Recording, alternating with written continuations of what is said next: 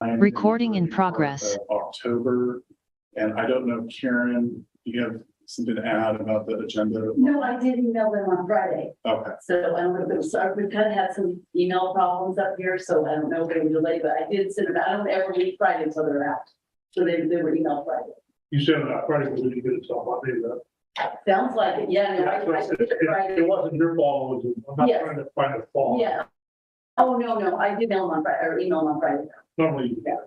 that's good. So, Yeah, and I would just, I would say, like, Did you have the same problem? Yeah. yeah, and I would add that because the security of the city's main website has been compromised, the bill pay is fine. But the security has been compromised. And so what I think is happening is some of these different email providers have flagged it because we have the same web address as on our email. And so they flagged it. So once we get it off of the current servers onto the new ones, hopefully the email will return to all right, full functionality. that's all I hear. Yeah, and chief, is it? Well, I don't really mind one way or the other, but if you know, any council member wants to see it, then it seems like it should stay on there. So is that a burden? No, it's not. I go through it all the time. Well, yeah. I would support Julian because, you know, I mean, it's interesting. I don't particularly need to see it, but I support it if you want to see it. And it's not a burden to the chief or the police department. And I would just add that, you know, if we had a concentration of criminal activity like this at a different area, that would also be in there. And so you don't, so that's kind of why. That's it. so we do what it's all. You can say your way, yeah. All it takes is one of us to want to look at it. Right, yeah, as long as it's not urgent. And personally, I'd like to know where the hospital is. That's a hospital. It's one second. Why you- But I want to go. Yeah. That's why. Are there any questions? Public? No, are there any hands raised, any email? Then I will close this item and move on to special presentation.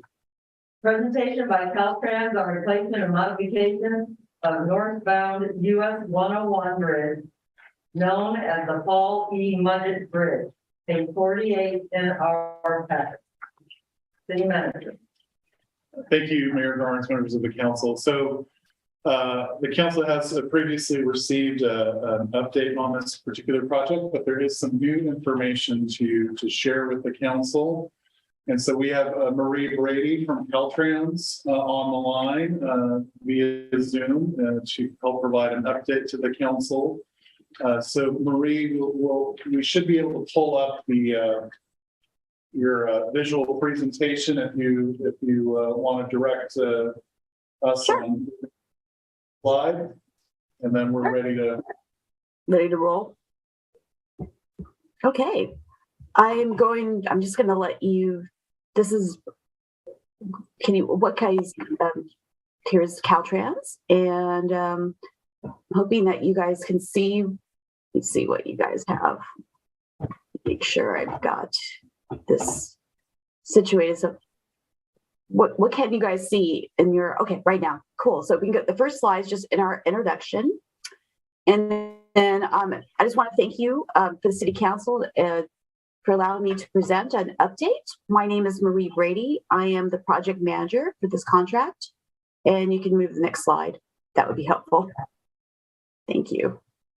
And so, like I said, there's an opportunity. I can take back questions to our team at the end of my short presentation, and we can keep going. I'm sorry. The next slide, please. So, what happened is that here it is. That's our team right now, and Dan Stiles is our project engineer. We have a structures engineer, and this has been a project that's been going on for a number of years. You can move ahead. Thank you. Slide. You can keep going. Sorry, there's a lot of fluff in it. So as we know, I just want to basically come back and say part of it, it's a partial replacement and a partial seismic retrofit. Based on our last cost in July of 2022, we are at $62 million as far as the construction cost for this partial replacement and partial retrofit. So you can keep going. Thank you. And the reason why I asked Kyle if he wanted to do a little short update is because right now I'm able to share where we are in the project development process. Beginning in October, we are going to be circulating the draft environmental document for public comment. So that should be, hopefully we'll have a public meeting probably towards the beginning of November of this year. But I also want to let what studies we've been doing. We're kind of wrapping those up in our mitigation strategies, as well as I'd like to share with the City Council, which I think is of more of interest to you, is probably what our proposed aesthetic barrier treatment is. So if you want to keep moving with the slide, I appreciate that. To the next slide. And you can keep going to the next slide. Sorry about that. So as you can see, this is where we're replacing the bridge. That's what we're proposing. And we're doing still geotechnical studies on that for the borings. And you can keep going to the next part. And this is what we're providing. We're still working with this, which is the conceptual design, which is, as you can see, it looks like a casting place box girder on the full replacement. And then we're doing a retrofit strategy. We're doing advanced design at this point because we are going into the river part of the way in October for drilling. And so we're trying to get our studies as far as the substructure is concerned. I want to really personally thank, our team wants to thank the City of Rio Dell for being good partners and helping us with the relocation strategies as far as utilities. And also, one of the things that Kyle pointed out to me was that in the landscape time at the end of the project, when we're going to meet with the City of Rio Dell at that end of the project, we are going to partner with landscape architecture and have the City of Rio Dell staff work with our landscape architect and developing plantings and landscaping that is acceptable to the City of Rio Dell. So I thought that would be great. And we got that commitment from our landscape folks, and we're looking forward to meeting with you guys during that phase. So if you can move to the next slide. Thank you. And you can go, there's a retrofit portion, which I presented before. You can keep going. Thank you so much. So here is the inside barrier. As you can see, this is what our landscape architect has come up. It's a nature scene that reflects the Eel River. There is the slight wave that's going to be into the rail. And we have a bicycle rail since this is part of the Pacific Coast Bike Route. It's a very important network on our multimodal system. As you can see, looks like there's salmon that's kind of jumping along. So that's what's going to look like when we're actually driving, on the bridge, either north or northbound or southbound. So if you can move the next slide. This is going to be the aesthetic treatment as if you're looking from the river or from the outside. So it's kind of repeating that same natural theme, and it's going to be out of reinforced concrete. I think that's kind of probably what the City Council is most interested in. I'd be more than happy to, I think there's a packet that was sent out. If you'd like to, review it and kind of marinate on it a little bit and let us know what you think about it. This would be a great time for us to know what your opinion is. So I do appreciate this. So if we can go to the next slide, I just want to emphasize that we're going to hopefully start construction in the spring of 2026. What we're going to do at the end of the environmental phase is actually seek funding to fund the rest of the work and also for the construction. So I'm working with our programming folks in headquarters in Sacramento to try to make sure that we are going to move forward with this project. So I'm pretty excited about this. It's going to take 3 years to construct this project. And what's going to happen as far as the traveling public, including yourselves who's going back and forth on US 101, is that we plan to detour traffic on the parallel structure. So that's the one right next to it for the duration of the project until we get the construction project built and ready for release to the public safely. If you can move on to the next slide. I hope I'm not going too fast. This is the environmental portion. This is what the meat and potatoes of what we're doing right now. And you can keep moving on. Thank you so much. I'm not used to having this. And I always like to use this graphic because if you can see where the red arrow is, we're at the circulate. It helps me, like we're on this like road. And right now we're about to ready to draft the environmental documents. So we've been working with the other regulatory agencies as far as looking at the non-significant impacts to this project. We're working with NOAA, Fish and Game, and all these different folks. And they've been meeting out. So if you see people down in the river bar, that's us meeting with those folks to make sure that we are building an environmentally friendly project as best we can.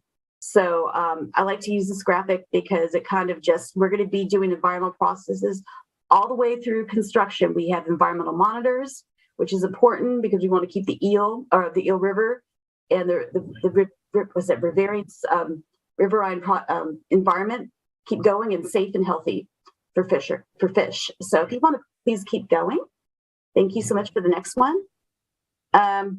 Basically, this is a initial study mitigating neg deck. So you'll be seeing that coming on the street. We have a website that's going to be having all this information, and you can send questions to any time. It's categorical exclusion if you're interested in the federal side of things, and you can keep going. Thank you for the next slide.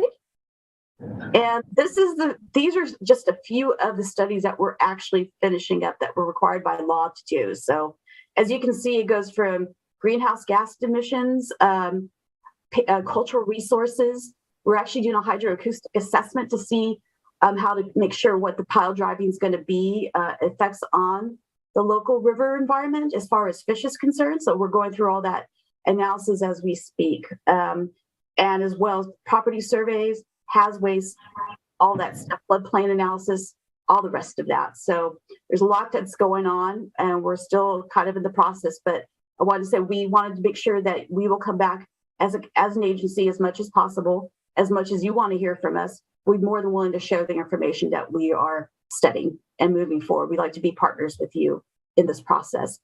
And if you could move on to the next slide. And that's me. This is my email address. This is my phone. I'm available all day. If you want to talk to me on a Saturday, that's fine. I'm more than willing to answer questions or take questions. And if you have concerns, I will make myself available to the City Council and City Rio Dell staff as needed. I just want to make sure. We've had, I think, a really good working relationship thus far on this part of the project.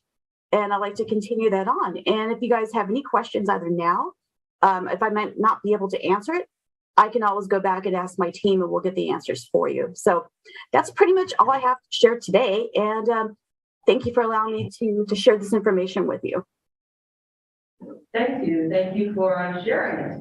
Absolutely. I will bring questions to the council. Councilmember Carter. Thank you. Good presentation. My biggest thing was the bike lane, but it sounds like we are going to have a bike lane. Yes. Wonderful. I've always thought that there should maybe be a sign at that turn that's like a max speed limit sign or something. I don't know if that has anything to do with the bridge, but if we're already working on it, I see people drive crazy and that turn sneaks up on them and they slam on the brakes, and I just tossing it out there that maybe we look at doing something with that turn or at least putting a sign to slow down. I think at this point, I think we are looking at some realignment of that curve that you're talking about. So there's going to be a kind of a wall that's going to be going there to help support that, to make it safer.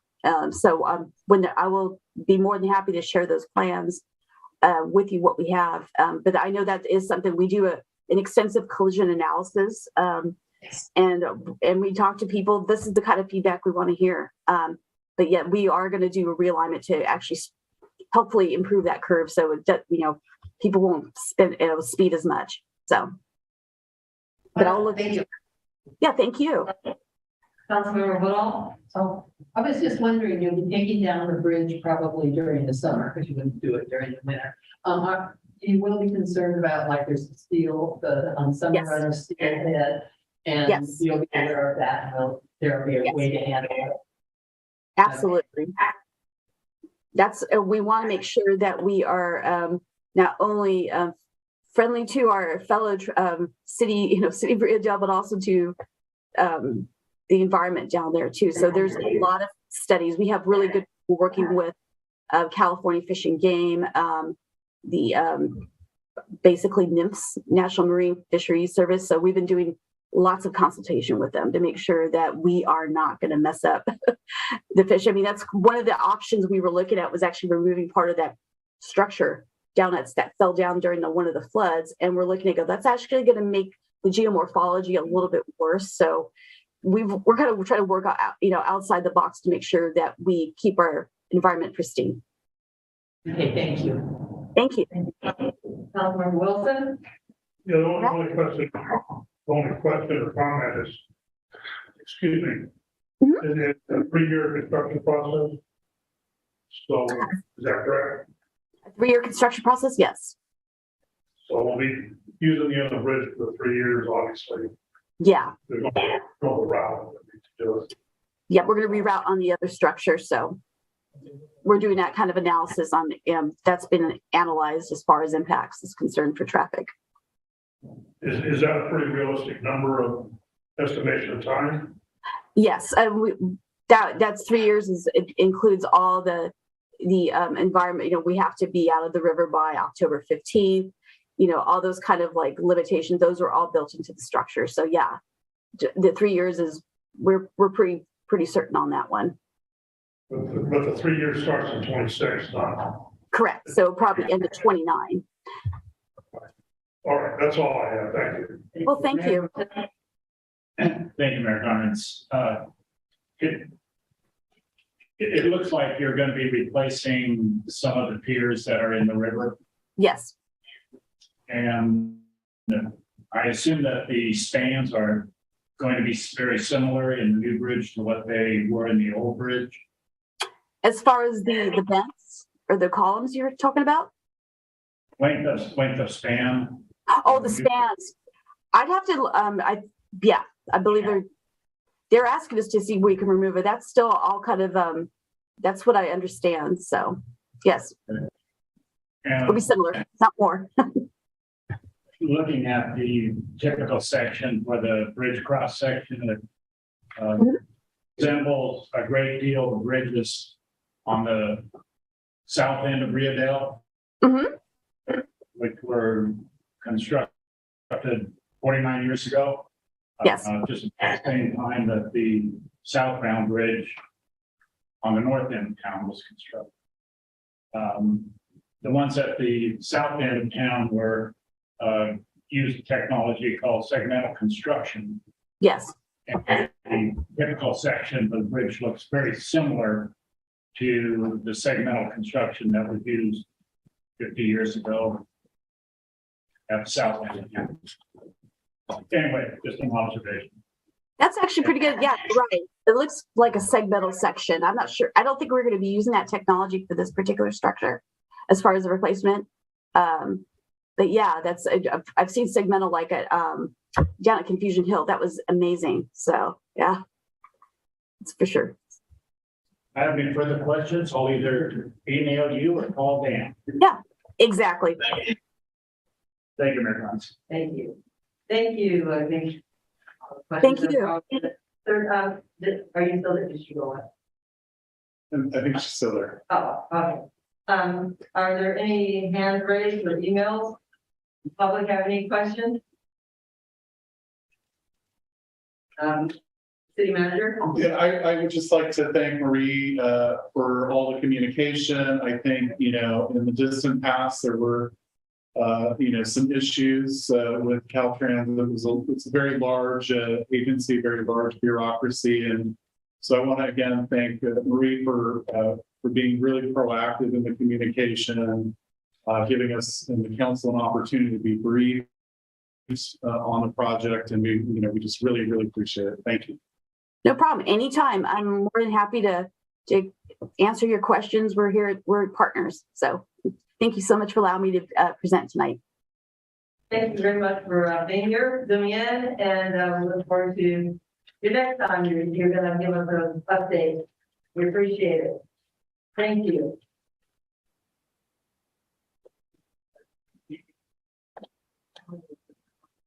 to,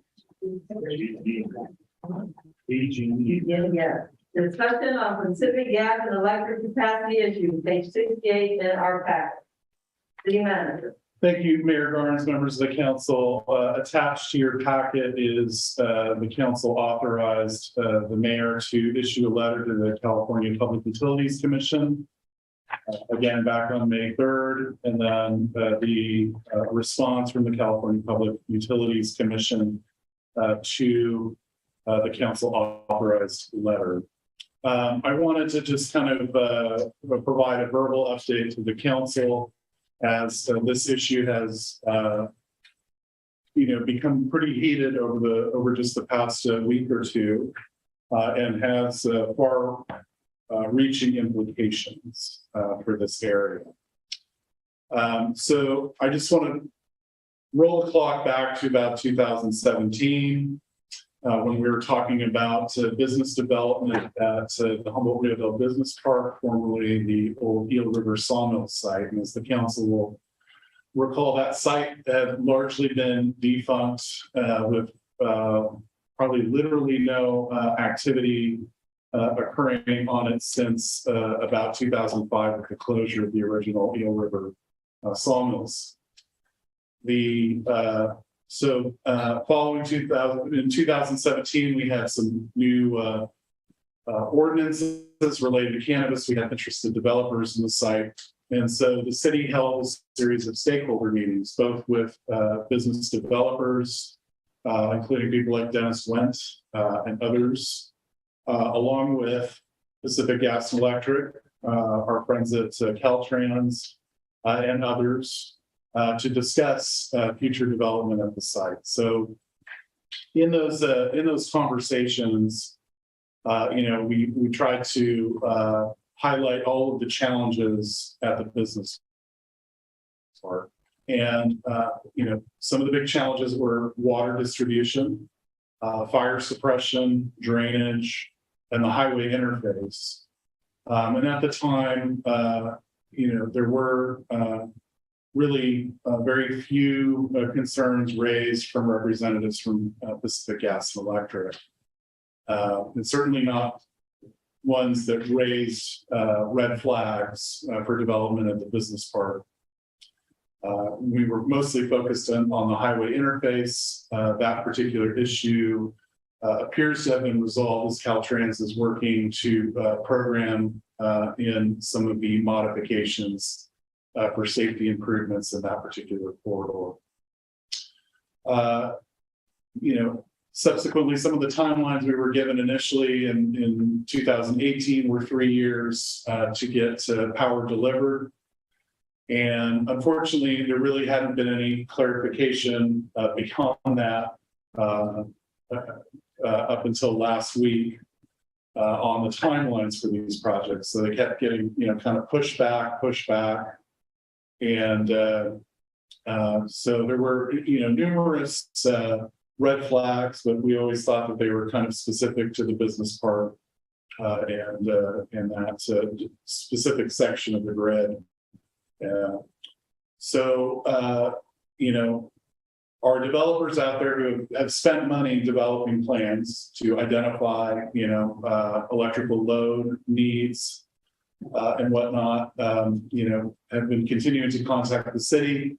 We have been continuing to contact various PG&E representatives to try to get the ball rolling and get more specifics out of the Energy Authority. So back on May 3rd of this year, so 2022, May 3rd, the council authorized the mayor to send a letter to the California Public Utilities Commission, CPUC.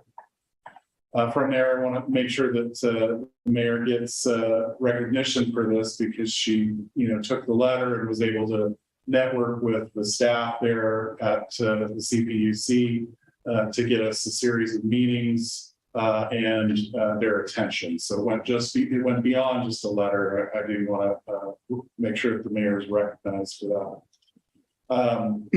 So subsequent to the May 3rd letter, we did have a series of meetings and a whole chain of emails back and forth with CPUC staff. regarding the situation, got their advice on how to proceed, and then began a long process of trying to schedule a meeting where all the city staff that needed to be there could be there, all of the CPUC staff, and all of the PG&E staff. And so we were able to finally hold that meeting for an hour on September 15th, 2022. So we had a meeting, not just with PG&E, but several representatives from the California Public Utilities Commission. So some of the information that was provided is that PG&E has 10 applicants in the queue for power delivery services that can possibly be powered. And their clarification later in the meeting was about 2 to 4 of them for sure can be powered without any upgrades to the system. We subsequently followed up with some of our developers and discovered these are projects really that already are basically, literally a week away from being powered or were already provided service. And part of that is we asked for disclosure of the list of these 10 applicants, and PG&E cited privacy concerns regarding the publication of that list and distribution to the city. So we know that there are far more applicants in the queue, and so we're kind of curious as to what their definition of, in process is at various stages, but some of them have been in for multiple years. And this will clearly have to be an ongoing conversation with PG&E to provide greater clarity to the overall situation, as it seems to be changing daily with information that were provided in one day and new information that's provided in the next. So PG&E also stated after these initial 2 to 4 applicants are powered, there will need to be substation upgrades. So the substation that powers Rio Dell is located at the end of Berkeley, over sort of in the Avenues neighborhood. This upgrade could take between 2 to 4 years, and then after that upgrade, an additional 2 to 4 customers could then be provided additional power. And I should clarify that they stated commercial customers. So in our communications with them, what they encouraged the city to do is provide them as much information about potential developments in the city as we can. Because they cited a figure of $900 million and approximately between 7 to 10 years to implement beyond the substations, the overall grid enhancements that need to occur. But they don't currently have access to the $900 some odd million to begin the project. So it's currently unfunded, meaning there is no current plan, there is no current action to correct this issue. What they encouraged us to do was provide them as much information about development potential in the city as possible, which Community Development Director Kevin Caldwell is working on. And but it raises this chicken or the egg scenario, which is they want developers stepping forward and saying we need certain, electrical requirements. That requires the developer to spend money to come up with a reasonable estimate and a reasonable, design for their specific project. And realistically, because the city needs to disclose this as part of our obligation, and certainly encourage the developers to get in contact with PG&E, it raises the question as to which developer would go ahead and spend $30,000, $100,000 on top of the purchase price for a property to develop plans that then get submitted to PG&E, and then they have to wait 7 to 10 years for the projects to be powered. So by default, it is not an explicit ban on new hookups and economic development in the city, but that's functionally what it is. It deters, and even today, with it coming out in the media and folks discussing it in our disclosures to potential developers, the damage is occurring right now. It's occurring today. It's not theoretical in the future. People are reading the paper. Developers are being advised, and certainly they're doing their due diligence to contact Pacific Gas and Electric, and they're coming up with alternative plans for their sites. That may not necessarily be the highest and best use of those parcels. So really, in this case, in order for economic development to occur in Rio Dell, we really do need the power to be supplied up front in order for those developers to have confidence in making those investments and being able to start earning on those properties and on those developments as soon as possible. So this is a really major issue. It does not just impact the city of Rio Dell, although that is, we are focused in on Rio Dell. I don't have a whole lot of details on the situation in Fortuna or in Southern Humboldt. And we know it is a very tight situation in all three communities, and it's going to be a difficult situation. It's going to require continued communication with the group and work with Fortuna and with the county together to advocate for this region. But to me, there's still a lot of areas where perhaps PG&E is not looking at the nuance of some of these developments. So, for example, in cannabis, it is typical to see an indoor lighted operation operate at night when the power is cheaper. It's also cheaper to air condition and do all that stuff in the building to operate. And so I think, PG&E is looking at it as a very kind of monolithic situation. And that's one of the items that the California Public Utilities Commission brought up, which is that there may be some opportunities in terms of energy storage. So shaving peak power at certain times of the day, and then allowing these businesses to operate at night means that there may be very little to no impact to the grid overall. And of course, it's our position, and that's something that we will be pushing, is if new developments, the only way for them to proceed is to incur an increase in the project costs by having energy storage, so Tesla batteries or whatnot. It's our position that really PG&E should be in the position to have to pay for it, because waiting 10 years is simply not reasonable. It's not an acceptable timeline. So we'll be pushing on that and multiple other issues. One of the other things, because this is, I think still a hot and developing issue, is there were issues with the Gerald Phelps Hospital receiving power. And as far as I had understood it, that the Garberville area was the most stressed portion of the grid. And yet today, earlier around noon, we're told that they found power for that facility.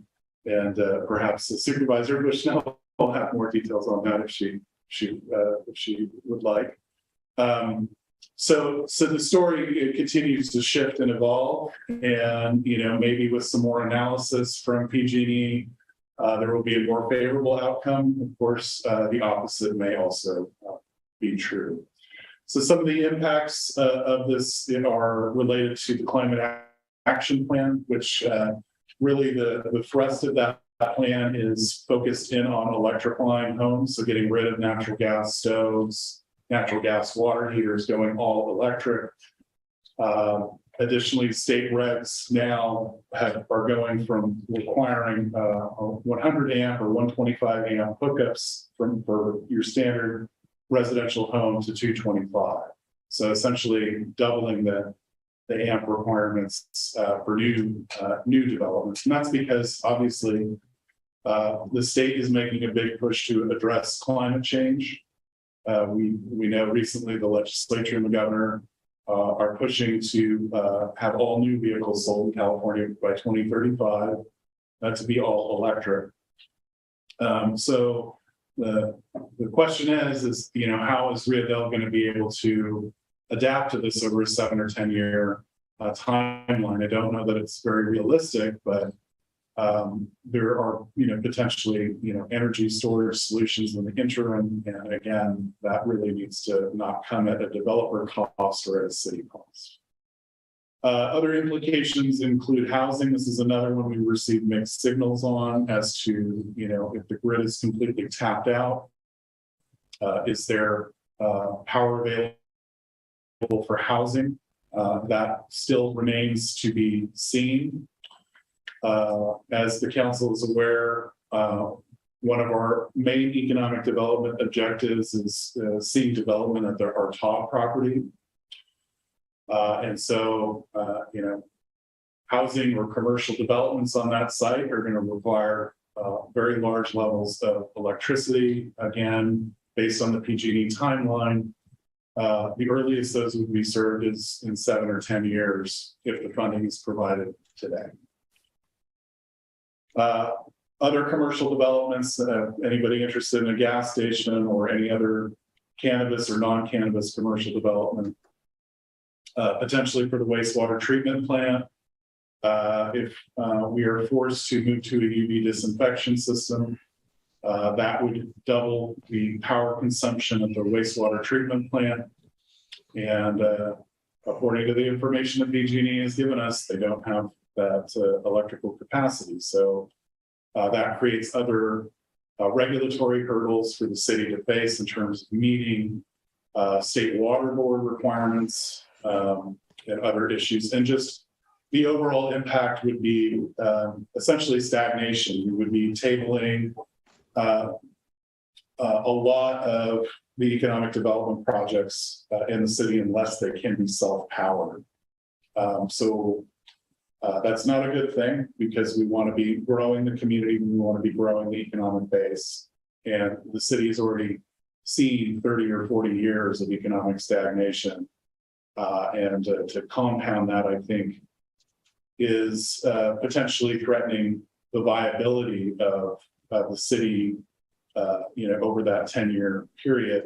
The question is, would the city be able to emerge from that level of stagnation? And I think that's highly questionable. So again, we're going to be focused in on communication with PG&E. We have a meeting, and I want to thank Supervisor Michelle Bushnell, who's in the audience today, for setting this up. We will be meeting with Senator McGuire and the Pacific Gas and Electric CEO tomorrow, and along with our friends at the city of Fortuna and at the county planning and building. So we'll hopefully have some additional new information tomorrow. And then PG&E is planning on also giving a full presentation to the Board of Supervisors in November of this year. So it's unfortunately, this is not good news. You know, to put some positives to it, I think Rio Dell's done a very good job of getting the developments in that we have. And so this could be a whole lot worse in the sense that if we were trying to start these developments up today, we wouldn't have them. So we were able to kind of get some in through the door that provide jobs, that provide revenue into the city, that help pave the streets, that help fund the police department. So I don't think it's all negative. I think there is also some wiggle room to figure out how to be creative. But it's the onus on that, and the responsibility for that is ultimately needs to be Pacific Gas and Electric to see if there's a way to make these projects work so we can continue to grow the economic base, upgrade the substations, upgrade the distribution system. So with that, I will return to the mayor for any questions or comments from the council. I'll do my best to try to answer them, but I don't. On the technical side of it, electricity is complicated, and distribution is extremely complicated. I certainly don't understand all of it. Thank you for that presentation, and, not to be even gloomier, but, the 7 to 10 years, they literally said that, yeah, no, it could be longer because, well, they're not funded, so 7 to 10 years is like the best case scenario, and so it's really a unpleasant picture right now. I do appreciate the California Public Utilities Commission, standing by us and standing with us and trying to push this forward. And I appreciate Supervisor Bushnell getting our senator involved. And so I was going to ask you if you had anything you wanted to add, update us on. Welcome. Thank you. Well, I'm happy to answer any questions, as far as the hospital and them coming out today saying that they had power for the hospital. In Barberville, when I talked to them this afternoon, they said that they think they can divert some power from the Bridgeville substation. The 2 substation lines coming into this district are Bridgeville and from Laytonville. Those are the transmission lines that are in question. They assured me that they think they can pull some power from there. They're gonna have to run another line. So it's a year process, probably not immediate, but they are going to try to reserve that power for the hospital. Your mayor is correct. Their decision making for whether they're going to try to spend that money is 7 years to 10 years. And once they decide that they can have the money available, then it's a 3 to 4 year process to upgrade those transmission lines. I'm hopeful that getting Senator involved and CUPC and that will come, it's not an option. They have to fix it. The Fortuna has a little bit more power than you folks. Barberville has 0. The Southern Pass Rio Dell has about 0. Now, the cities have both told me, they said commercial, but when we had our meeting with them 3 weeks ago, it was not just commercial, it was in general. They don't have 100 amps. 100 amps is not very much power. In the Southern Humboldt area, they don't have 100 amps to hook someone up. So I'm just happy to answer any questions you have. And we will know more tomorrow, I believe. But it's very dire. Mayor Pro Tem? Thank you, Mayor Hines. I don't know if you have the answers to this, Michelle, but by my memory, PG&E supplies energy for a handful landmass in California. I mean, there's some isolated stuff like Delaware County gets theirs from Oregon through PG&L. Reading gets theirs from Shasta Dam. There's been on and on, but my question is this isolated to the North Coast, or is this throughout the Great Valley of California, San Francisco, Sacramento? Do they have enough power? Are they going to have enough power in 10 years? So it is not isolated to the North Coast. However, it is isolated in small pockets throughout California. And I confirmed that with them yesterday, because that was my question also. Like, it's just these 2 transmission lines. It is California-wide in pockets. And I think that it does have, they're not giving up a lot of information. Obviously we all county and all the cities have been stagnant in getting hookups. And so everybody's been asking the question, what's going on? They knew 6 months ago, they didn't let us know. Whatever, we can't fix that now. I don't know if it is in the other towns, if it's certain transmission lines like here, or what the problem would be in those areas, but it is definitely not just this district. Now, Eureka, McKinleyville, they have more, but could easily get up to capacity, especially with McKinleyville Center coming, McKay subdivision, those types of areas. The McKay subdivision, by the time they start building that, it's going to be all generated by power. That new law is going to be kicked in. They're not going to be able to have, use natural gas or propane. So they could easily get up to capacity quickly. Work is prime right now, it's tons of power. So there's not much development there, but they didn't paint a pretty picture. I know Mayor Garnes has spoken with them also along with Kyle, and their message is a little bit wishy-washy, back and forth. There was an article that came out yesterday and then they countered an article today. And that stuff frankly just makes me mad because I don't want to hear that in the paper. And it's not fair to the communities that they aren't communicating that. I'm happy to have power for the hospital. If they're going to commit it and put it in the paper, I'll take it. But it's not a good message. It seems to me also that, just like our North Coast senator and assemblyman are on the warpath, that throughout the state of California and all these isolated areas that have a bleak future with PG&E, that their representatives would be on the warpath, being on the PUC's door saying, we want solid answers. We want a plan that can work. The people of California are due better results than they're getting. And that needs to be the message loud and clear too. It does need to be the message. I know that PG&E did not let higher ups than myself know. I contacted Senator last week, and that's not great either. So I don't know what the outcome will be tomorrow. I do know that we had scheduled to have them the last week in October present to our board. They asked us to push it out. Well, they asked me to push it out 1 week so that they could come with options, better options and solutions. And I'm willing, if they're going to come with something besides we don't have power, then I'm willing to wait a week. But frankly, when you have investors spending hundreds to millions of dollars and will serve letters that they've taken money on and not serving people, the message needs to be out there. It's not fair to those folks that have spent so much money trying to develop.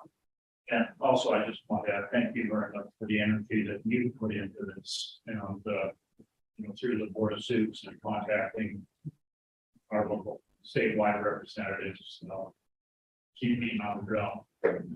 You're welcome anytime. Councilmember Wilson? No, not a lot to say. This isn't just Humboldt County or California. This is a nationwide, probably a worldwide issue. The idea, and it solves nothing for me to say this, I'm just saying it. The idea that you're going to electrify this world, this country, or the state, and you're going to run everything with electric cars. There's part of the agenda Thursday for RCEA is to receive a grant for putting vehicles to grid. They got to match it, but the point is when there's an emergency situation, you drive your car down to, like in Orleans is one of the target of the 10. You drive your car down to the fire hall, and you plug your car in so you power the fire station. So until this, just my rhetorical statement, until this world wakes up and decides to deal with the problem that's really here, this is what we get, and we get it. We're going to get it quicker because we're the little guy. The bigger political powers are going to get the benefits of being the bigger political powers. And so it's a sad situation. Stay informed, and I appreciate you and Rex. I know he's been pretty heavily involved with this, and thank you for your time. You're welcome. I do want to mention, and I know Kyle mentioned it, the climate action plan that the state of California has, which is a more aggressive than some other states. It will compound the issue, and it will compound the issue throughout California. Right now, it is my entire district, north and south, east and west, and then Petrolia for Rex. And right now, that's where the transmission lines are at capacity. And so, but with the climate action plan coming, it's going to compound it across the state of California. And they need to be action. What they told me was, I asked, you did not forecast growth, and expect that. And they said no, that they didn't, which I don't know business plan works that way.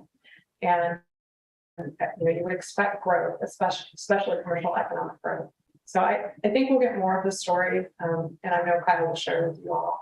But please reach out to me anytime, or Rex, if you guys have questions. And I hope that you will attend the meeting at the board when it comes. It'll be very important for them to hear your voices. Councilmember Woodall. No, I just think there's more than what meets the eye for this small thing. But I want to thank you for being involved and helping get things done. And we just need to stay informed and do whatever we can. I mean, I don't know if we can do anything. I think collectively, the county and the cities need to join together, and that message needs to be strong, and it needs to be collectively the same across the board. That's not acceptable in any way. But I think, like you said, with the climate plan, it's going to get worse. And with my opinion, I think that's what they're planning. But anyway, thank you. You're welcome. Councilmember Carter. I was just gonna say exactly what you just said, that it's important for everybody to come together on this and to be a unified force, because we're not gonna get anything done as a bunch of small pieces. So with that being said, just, I have lots of questions, but none of them are appropriate on the record. I'll save those for later, but thank you to everybody who's been at work on this. I know this is depressing to see, so just grab the thank yous for everybody. That's it. Thank you, Supervisor Woodall, for being here and for answering our questions. Are there any questions from the public? Any hands raised? Any emails? Thank you. Well, is there anything else you would like to say to the manager? No, not at this time. I think the information that we have, we've conveyed to the council, and we'll certainly work to update the council in the future. Thank you, Supervisor. And this was a discussion. I don't think there's any action to be taken. So we will close this item. And now we'll move on to council reports and communication. Councilmember Carter. I'm easy because I don't really have any reports and communications. I'm gonna be at the Trail Summit on Saturday from, 9 noon-ish up at the Sequoia Conference Center in Eureka. So anybody wants to come say hi and ask me some questions. But I'm happy to represent, one of the more uplifting things that's happening down here. And it's tough to follow. Right? But yeah. So that is a positive thing, and I am happy to represent the city in a positive way, and hopefully get us some good attention. Thank you. And that's it. And nuisance meeting tomorrow at 3 p.m. here. Okay. Councilman Wilson. I just said like an RCA meeting Thursday, like I said, one of the things on the thing was this thing about the grant.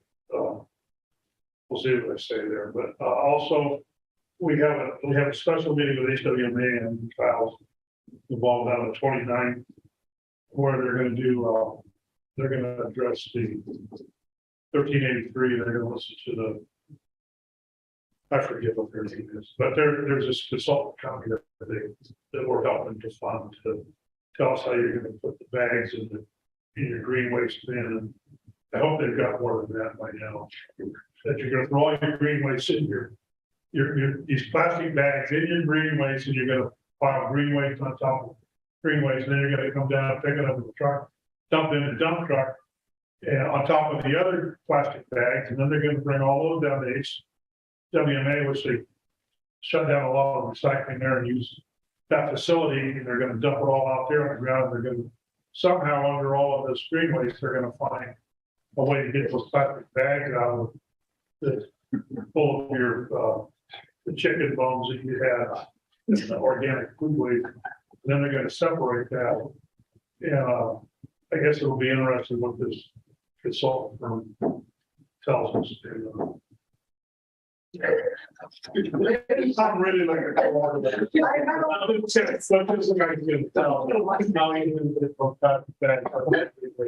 Thursday? Yeah, it's on a Thursday. Okay. I want to suggest some. Have you ever seen how you dump stuff in your greenway park and you go? Unless they rework the thing, which, what's her name, Linda Wise from Recology, they talked about with the universal pickup, having, you actually had a two-stage bin that you're gonna dump it, you're gonna dump that waste in one side of the bin, and the other side of the bin was gonna be the green, which actually makes more sense, but you need these trucks that you can't get for 2+ years to haul to deal with that, so look forward to that. Thank you. And that's Thank you very much. I'd like to report that tomorrow I'll be sitting in as a regular instead of an alternate at the local LAPCO meeting. And just a kind of an update on who LAPCO is. LAPCO is 7 members comprised of 4 and 2 from the county, 2 from cities, and 2 from special districts. And those 6 people choose a representative from the community to serve as the 7th member of the panel. For each of these groups, there is 1 alternate. I'm the alternate for the cities group. For the last couple of months, there has been a vacancy in the public section. Skip Jorgensen, who has been an alternate there for a decade or so, due to health reasons, is stepping down. And anybody out there in the audience that wants to do something that's really for the good of the whole community, LAPCO is a great place to get started. It's a wonderful organization. It decides things like city boundaries, formation of special districts, and on and on. And this is just a plug. If you are interested, look up the LAPCO website and contact the executive director and put your name in. Thank you. That's all. Thank you. Councilmember Woodall? Well, if they don't fill the spot and you're off the council. There's a place there. There's an option, and I consider. Then you may better. No, just that I have there's a special Humboldt Transit Authority meeting tomorrow. And that's about all I have except Nick, hi, it's been a long time. That's it. Thank you. And I don't think I have anything to report out. I was at the PG&E meeting, but it's been reported out, so. So I think, is there a motion to adjourn? So moved. Have a motion, is there a second? Second. Being adjourned until October 6th. 4th, October 4th. Thank you.